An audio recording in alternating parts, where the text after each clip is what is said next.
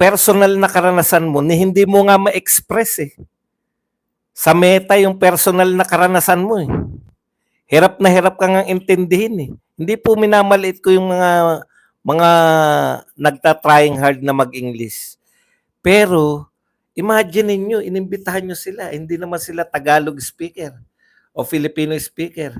Kitang-kita po ng lahat ng tao. Miss French Castro.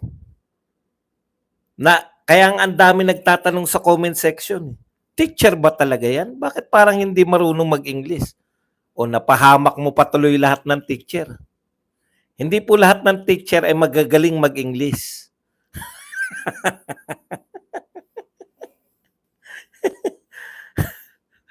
Kaya lang, tignan nyo po, proud ba sa'yo yung mga teacher sa tingin mo? Lalo na yung mga English teacher, sa tingin mo, proud sa nangyari kahapon? Ang mga Pilipino, malalakas tayong mang-asar. Lalo na kung, hindi naman, kayo po dinayo eh, ng meta eh. Inimbitahan nyo sila eh. Ang nangyari sa'yo, Franz Castro, ilang panahon mo nang iniimbitahan yan, ang purpose mo, siguro para ipahiya yung meta sa ginagawa mo, sa ginawa nilang pagte-take down sa'yo. Pero sa totoo lang, kahapon, marami pong yung anong pakiramdam na nakakarinig ka ng mga tao na gusto magtanong sa English pero hirap na hirap. Hirap na hirap makipag-communicate. Tapos ang tanong tuloy, teacher ba talaga yan? Yun po ang napuna sa'yo. Hindi po yun. Punang-puna na nga rin yung... kita nyo sa totoo lang balikan lang natin si Castro Tumatakbo kang senador, di ba? Sa tingin mo kasi na senador yung sinasabi mo. Na-take down yung page mo eh. Sinabi na nga ng Meta, pwede silang magkamali. Kaya nga, ayun po yung problema pag wala kang ganong karanasan sa real world. Totoong mundo po to eh. Yung Meta po pwedeng magkamali. Nasa anong tawag doon? Yung community standard nila yan. Kung sa tingin mo, mali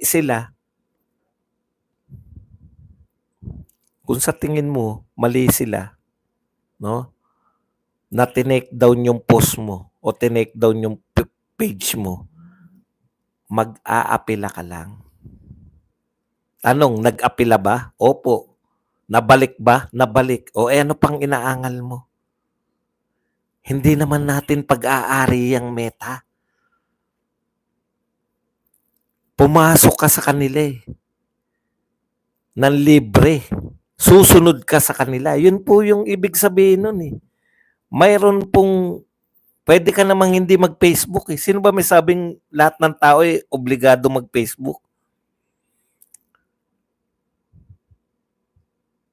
Yung Facebook po, pag pumasok ka po dyan, nag-enter ka dyan ng page, gumawa ka ng page, yung Facebook po ang masusunod sa'yo. Na-take down ka. Buti ka nga, nag-apila ka lang, nabawi mo. Ako 150,000 na followers ko sa FB. Kumikita ko noon.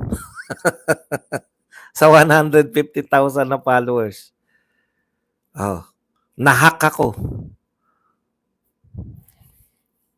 Hindi ko na nabawi. Anong ginawa ko? Nasa totoong mundo ko eh. Gawa ka lang ng page ulit. Ganun po ang tunay na mundo. Hindi po ang mundo ang mag-a-adjust sa inyo. A-adjustan po natin yung kaganapan sa tunay na mundo.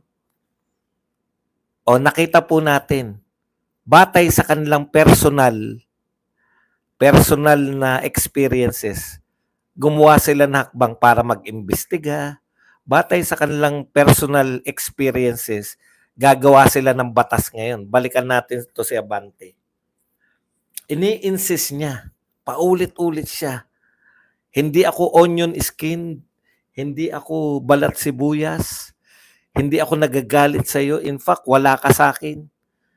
Antindi, no? Wala pa, hindi ka importante sa akin. Yung pa, hindi ka importante sa akin. Pero, kung pang-apat na to na hearing, 4 na beses na rin kitang hinahanap-hanap. 4 na beses na rin kitang gustong-gustong kumprontahin.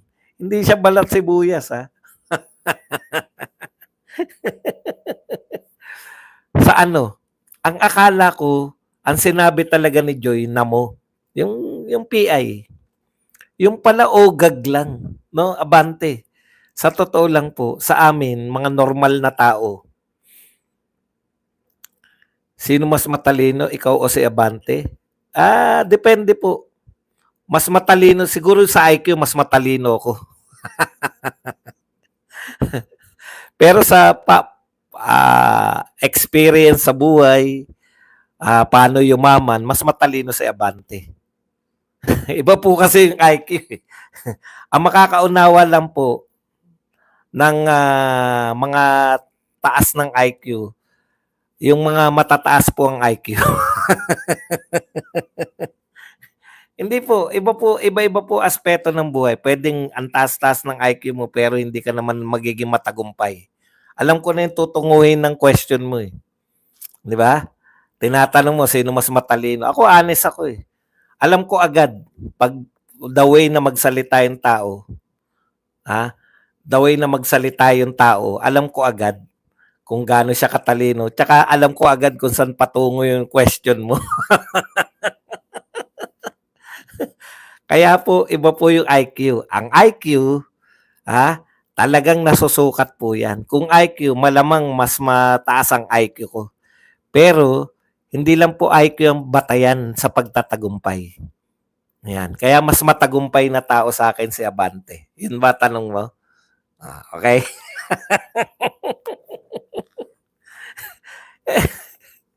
Okay, balik na po tayo rito kay Abante. Masarap po yan eh. Pag may mga yan yung sinasabi ko sa inyo. Yan yung sinasabi ko sa inyo na huwag niyong tatanggalin. Kasi laruan natin yan eh. Di ba? Laruan natin mamaya yung mga yan. Okay, balikan natin, no? Paulit-ulit ka doon sa ogag. Kala ko namo ang sinabi sa'yo, kaya mo siya ninamo. Yung pala ogag lang. Abante, sa tunay na mundo, sa mundo ng mga tao, sa mundo ng mga taong buhay at hindi lang sumusunod na mikrobyo sa kanilang mga amo, ang ogag ay hindi po mura.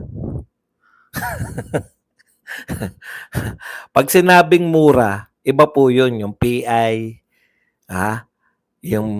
yung PK, yan po yung mga mura. No? Kaya kung doon pa lang sakit na sakit ka na, paano kung talagang minura ka? Okay. Ano po ang koneksyon? Ang haba eh, di ba? Para masagot natin yung mga tokmol dito na nagmamadali. Ano ang koneksyon ng pagsasabi ni Joy ng ogag? Alam mo, congratulations Joy, no? Congratulations sa iyo.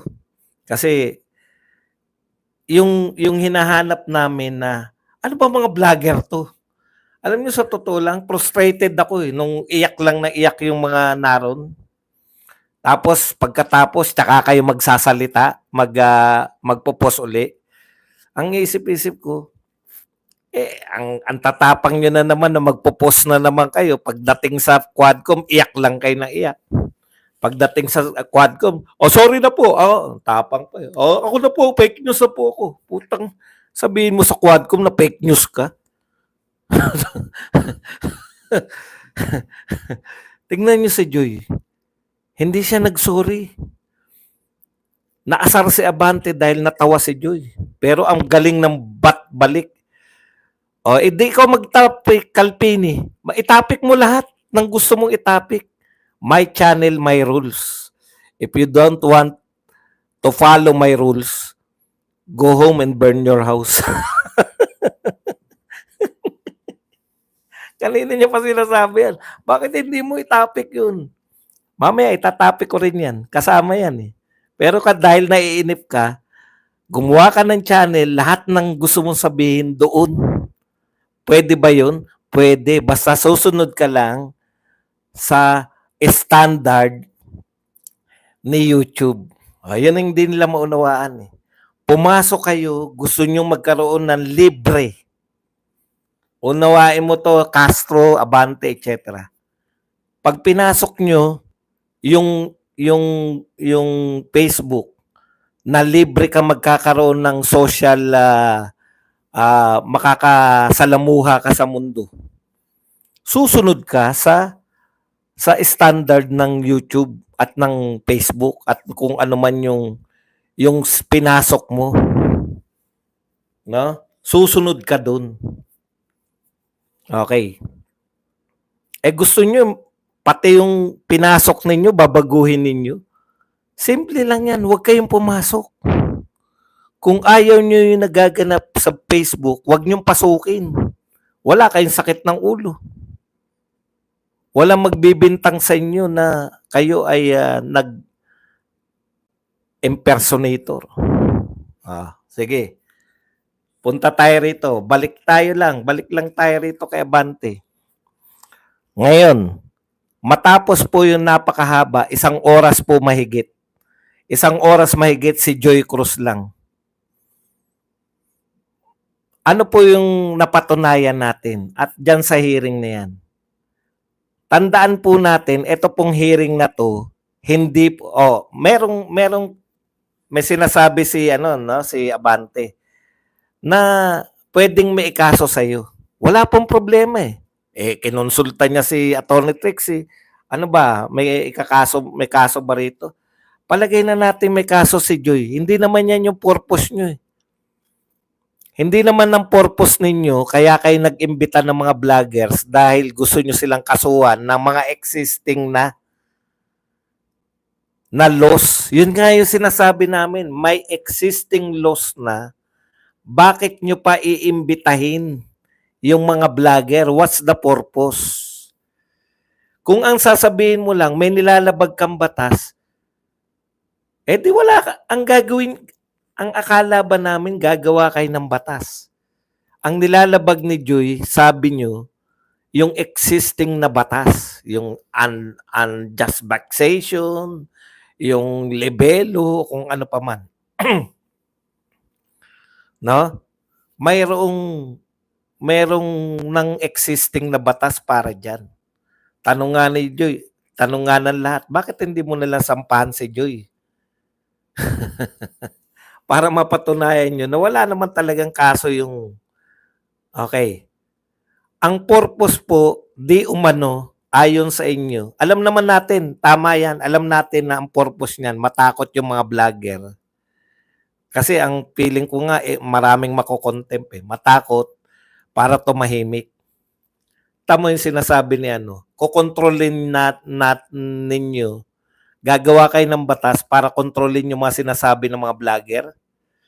Yan yung kinalabasan ng pakikipag-balitaktakan mo kay Joy Cruz. Gagawa kayo ng batas para makontrol yung sasabihin ng mga vlogger. Hindi nyo po kaya yun.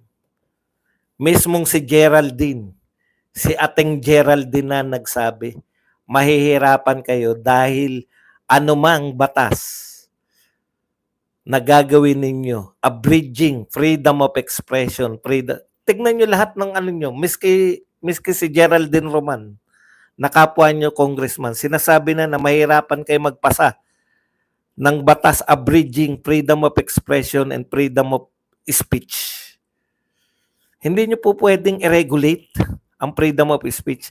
Nag-imbita kayo kay Vice President, dating Vice President Noli de Castro, na pinakamahinang Vice President ng Pilipinas, inimbitahan ninyo. Anong napatunayan anong nakuha nyo kay Hindi na dapat, hindi siya naniniwala na dapat magkaroon ng batas na i-regulate yung freedom of speech. Lahat po nang naimbitan nyo. Wala pong sumang-ayon sa inyo na maski si Geraldine Roman nga, hindi po pwede na gumawa kayo ng batas na ikokontrol nyo yung freedom of speech. Okay? Ngayon, ang tanong, bakit nyo sinasabi na kayo ay mag-iimbestiga ng mga vlogger? Dahil may ugnayan sa Pogo. may ugnayan sa droga.